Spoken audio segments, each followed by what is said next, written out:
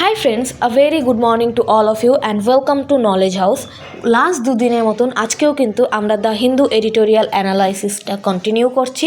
So আজকে আমাদের যেই দুটো এডিটোরিয়াল আছে both are very interesting. So the first one is limited room on the Indian rupee and the second one is fighting the fire on COP30।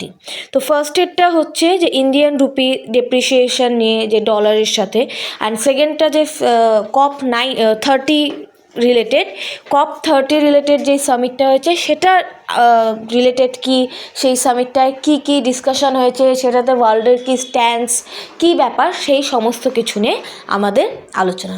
So চলো দেরি না করে শুরু করা যাক। So let's start. কিন্তু স্টার্ট করার আগে তোমরা কিন্তু সবার প্রথমে চ্যানেলটাকে সাবস্ক্রাইব করে দাও, ভিডিওটাকে লাইক করে দাও, বন্ধুদের সাথে শেয়ার করে দাও, আর তোমাদের কোথাও কোনো কিছু বুঝতে অসুবিধা হলে অবশ্যই কিন্তু আমাকে কমেন্টে জানাবে। তো চলো আমরা আজকে যেই এডিটোরিয়ালটা অ্যানালাইসিস করতে চলেছি সেটা হলো fighting the fire on COP30 যেই সামিটটা হয়েছে সেটা রিলেটেড যেই এডিটোরিয়ালটা সেটা নিয়ে কিন্তু এখন আমরা বুঝতে চলেছি। Okay, so let's start. So the first line here is the 30th edition of the Conference of Parties COP concluded in Belém, Brazil, a city chosen for its proximity to the Amazon rainforest. কি বলেছে COP conference of parties যে 30th এডিশনটা 30তম যেই সম্মেলনটা হয়েছে সেটা কোথায় হয়েছে? ব্রাজিলের Belém শহরে হয়েছে। এবং এই শহরটাকে কেন চুজ করা হয়েছে? বিকজ এটা অ্যামাজন রেইনফরেস্টের কাছে, তাই জন্য। এবং the symbolism was hi this ইয়ার। এখানে এটাকে কি সিম্বলাইজ করছে?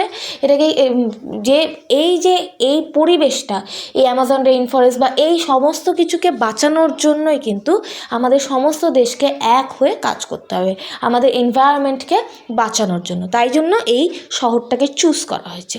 ওকে, it is 10 years since the Paris Agreement was signed by 195 countries, a pact to ensure that the globe did not heat up beyond 2 degrees centigrade of pre-industrial times and as far as possible contain it to 1.5 degrees centigrade.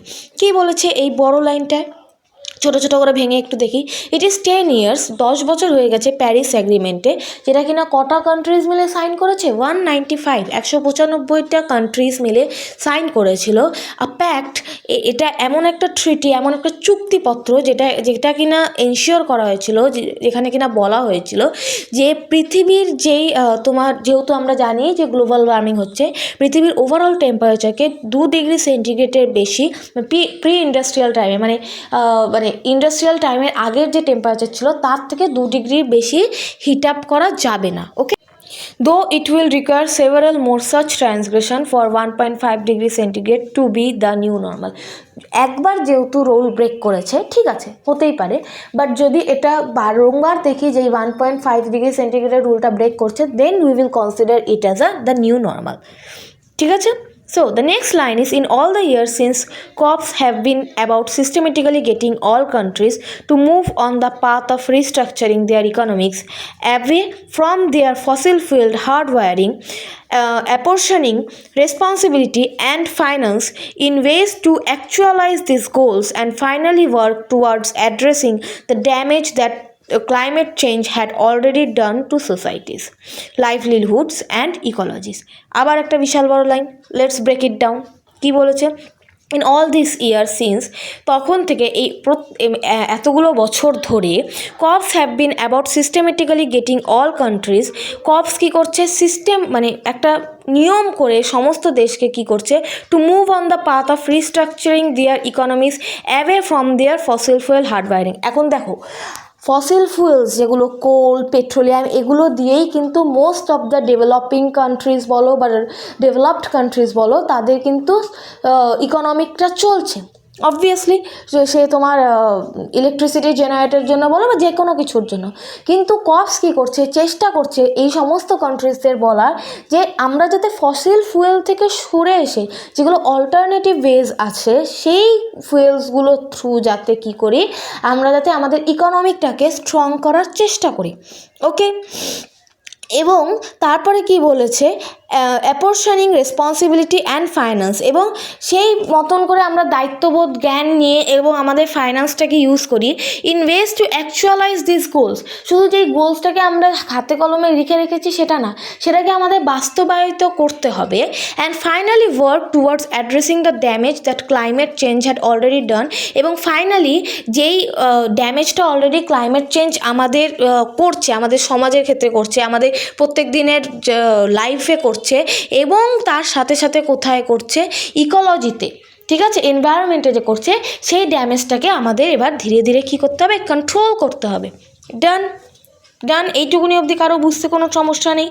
Now the next line, in while there has been success in the most countries, even the US, United States, recognize that renewables are the future of energy, it has been challenging for countries to execute the transformation while also growing their economics and keeping their competitive edges sharp. এখানে এবার কি বলেছে যে while there has been success, এখানে কিছু success আমরা পাচ্ছি। আগে আমরা এত ইভির চর্চা ছিল না, এত ইলেকট্রনিক ভেহিকলস দেখতাম না, কিন্তু এখন আমরা সব জায়গাতেই তাই দেখতে পাচ্ছি। আমাদের ইন্ডিয়াতেও আমরা অনেক মেট্রোপলিটন সিটিতে দেখতে পাচ্ছি, সব জায়গাতেই আমরা ইভি, এবং শুধু ইভিটা তো আমরা রোজ যেটা দেখতে পাচ্ছি, তা বাদেও বেশ কিছু জায়গা কিন্তু রিনিউয়েবল এনার্জির আমরা ইউজ হচ্ছে। ইন দ্যাট মোস্ট কান্ট্রিজ, বেশ কিছু দেশে আছে, মানে মোস্ট অফ দ্য কান্ট্রিজে কী আছে, ইভেন দ্য ইউনাইটেড স্টেট, এমনকি ইউএসও, they recognise that renewable energies, এই রিনিউয়েবল এনার্জি কিন্তু আমাদের ফিউচার। কারণ ফিউচারে একটা টাইমে যেগুলো কিনা নন রিনিউয়েবল এনার্জি সোর্স, যেগুলো আমাদের পেট্রোলিয়াম, কোল, এগুলো তো থাকবে না। তো ফিউচার কি আমাদের রিনিউয়েবল এনার্জি, কিন্তু it has been challenging for countries, কিন্তু এই দেশগুলোর জন্য এটা একটা চ্যালেঞ্জ হয়ে যাচ্ছে টু এক্সিকিউট দ্য ট্রান্সফরমেশন। এই যে নন রিনিউয়েবল থেকে রিনিউয়েবলের যে ট্রান্সফরমেশন, এই যে চেঞ্জটা ওয়াইল অলসো গ্রোয়িং, এই চেঞ্জটা করা, এবং তার সাথে সাথে কি দেশকেও, এবং দেশের ইকোনমি, গ্রোয়িং দেয়ার ইকোনমিজ, এবং ইকোনমিটাকেও কী করতে হবে, গ্রো করতে হবে। And keeping their competitive edges sharp, এবং তাদের যে এই যে প্রত্যেকটা দেশের সাথে দেশের যে কম্পিটিশন, যে কোন দেশ কত ভালো ইকোনমিক্যালি স্ট্রেংথেন, এই জিনিসটাকে মেনটেন করা কিন্তু দেশগুলোর জন্য একটু ডিফিকাল্ট হয়ে যাচ্ছে এই ট্রান্সফরমেশনের জন্য, ঠিক আছে।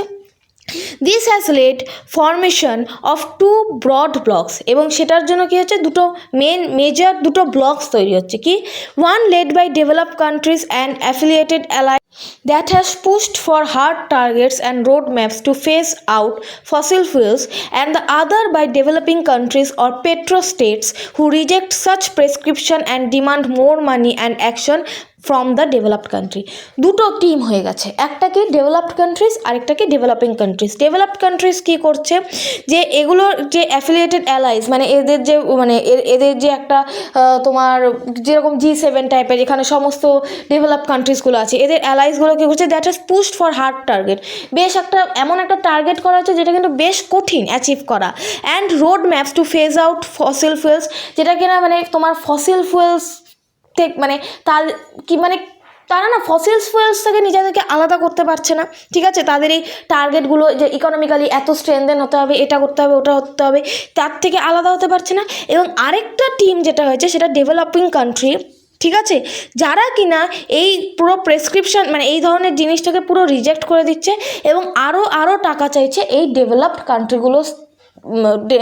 কান্ট্রিগুলোর থেকে, ঠিক আছে। কারণ ডেভেলপিং কান্ট্রিগুলো তো এখনও অতটা ডেভেলপড হয়নি, they are in the phase of development. তো তারা কি ডেভেলপড কান্ট্রিজগুলোর থেকে আরও টাকা চাইছে, ঠিক আছে। আশা করি এইটুকুনি নিয়ে কারো কোনো সমস্যা নেই। সো আমরা নেক্সট ফেজটায় যাই।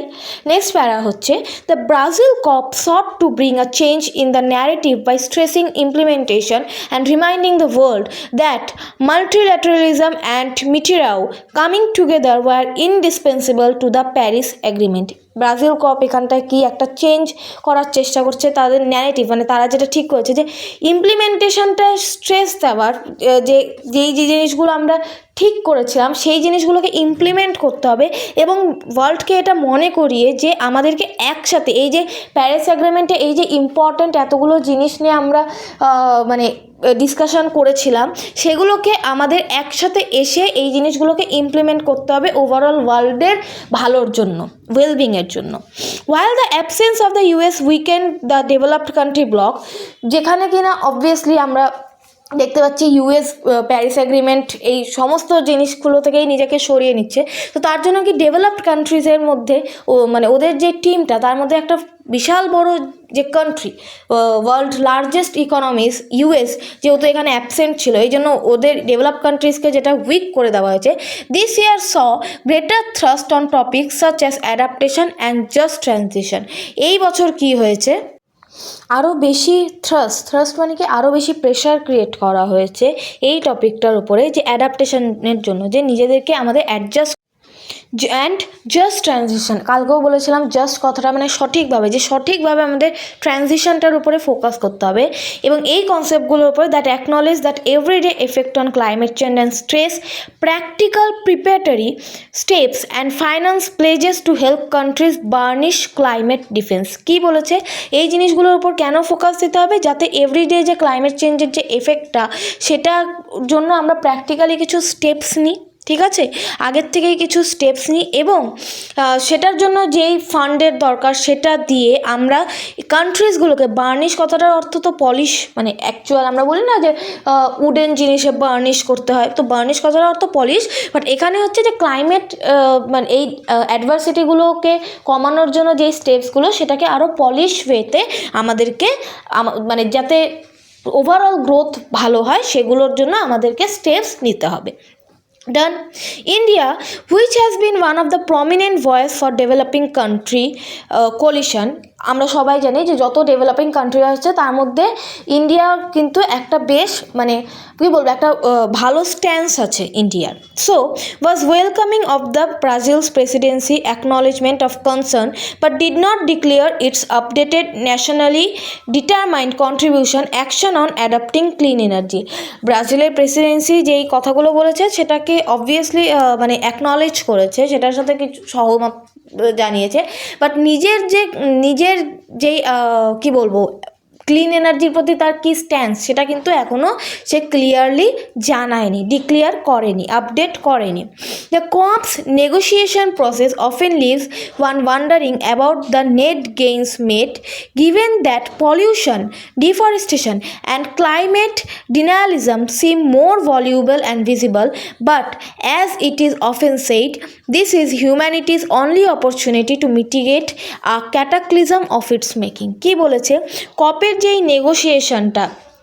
নেগোসিয়েশনের যে প্রসেসটা সবসময় কি often leaves one wondering about the নেটস gain made, যে আদেও কি আমরা যেই গোলটা নিয়ে আমরা ভাবনা চিন্তা করছি সেটা আমরা কতটা মানে সবসময় মানুষজনকে কি একটা ওয়ান্ডারিংয়ের মতো একটা বিস্ময়ের মধ্যে রেখে দেয়, যে যেই নেট গেইনটা করার চেষ্টা করছি সেটা কতটা হচ্ছে বা কতটা হতে পারবে। গিভেন দ্যাট পলিউশন, কারণ হচ্ছে এই পলিউশন যেভাবে বাড়ছে আমরা সবাই জানি, ডিফরেস্টেশন, গাছ কেটে ফেলা হচ্ছে, এবং ক্লাইমেটের যে মানে যেই অ্যাডভার্সিটিগুলো সেগুলো যেন আরও আমাদের চোখে আঙুল দেখিয়ে দিচ্ছে যে যেই গোলগুলো আমরা অ্যাচিভ করার চেষ্টা করছি সেগুলো কি আদৌ আমাদের পক্ষে অ্যাচিভ করা পসিবল বা কতটা পসিবল, সেটার জন্য কিন্তু আমরা প্রত্যেকেই বেশ একটা উৎকণ্ঠার মধ্যে রয়ে যাচ্ছি। But as it is often said, কিন্তু যেটা সবসময় বলা হচ্ছে this is humanity's only opportunity, এটাই মনুষ্যত্বের একমাত্র সুযোগ টু মিটিগেট মানে কি কমানো cataclysm of its own making, কারণ অবভিয়াসলি মানুষের জন্যই আজকে এনভায়রনমেন্টের এই অবস্থা, তো আমাদেরকেই এই যে আমরা ভুলটা করেছি সেটাকে এখন শুধরাতে হবে, আমাদের কাছে মানে রিভার্সের আর কোনো অপশান নেই, বাট আমরা কমাতে পারি, তো এটাই আমাদের কাছে একমাত্র সুযোগ। তাহলে এই বোঝা গেল যে কি বলা হয়েছে এই এডিটোরিয়ালটার মধ্যে। আশা করি কারোর কোনো অসুবিধা নেই, বাট অসুবিধা থাকলে পরে অবশ্যই আমাকে জানাবে কমেন্টে। আর কালকে আমি যে তোমাদেরকে যেই ওয়ার্ডটা দিয়েছিলাম কারেজ, সেটা সিনোনিমস অ্যান্ড অ্যান্টোনিমস আমি তোমাদের কমেন্টে জানাতে বলেছিলাম। সো তরুণ বর্মন ও কিন্তু সিনোনিমস অ্যান্ড অ্যান্টোনিমস লিখেছে। সিনোনিমস আরও অনেক কিছু হয়, যেরকম কি লায়ন হার্টেড হয়, গ্যালেন্ট্রি হয়, আমরা বলি না গ্যালেন্ট্রি অ্যাওয়ার্ড দেওয়া হয় যে সাহসিকতার জন্য। সো আর অ্যান্টোনিমস যেরকম হয় চিকেন হার্টেড হয়। সো তোমরা কিন্তু আজকেও তোমাদেরকে আমি একটা ওয়ার্ড দিচ্ছি, সেটা হচ্ছে মিটিগেট। কোন ওয়ার্ড? মিটিগেট। এটার কিন্তু দুটো সিনোনিমস দুটো অ্যান্টোনিমস আমাকে অবশ্যই জানাবে। অ্যান্ড অবভিয়াসলি তোমাদের কোনো রকম কোনো সমস্যা থাকলে আমাকে কমেন্টে জানাবে, এবং চ্যানেলটাকে আবারও বলছি সাবস্ক্রাইব করে নাও যদি এখনও না করে থাকো, এবং লাইক করো ভিডিওটাকে, আর ফ্রেন্ডসদের সাথে অবশ্যই শেয়ার করো। দেখা হচ্ছে নেক্সট দিন নেক্সট হিন্দু এডিটোরিয়াল অ্যানালাইসিসে। ততক্ষণের জন্য পড়তে রহো, बढ़ते रहो।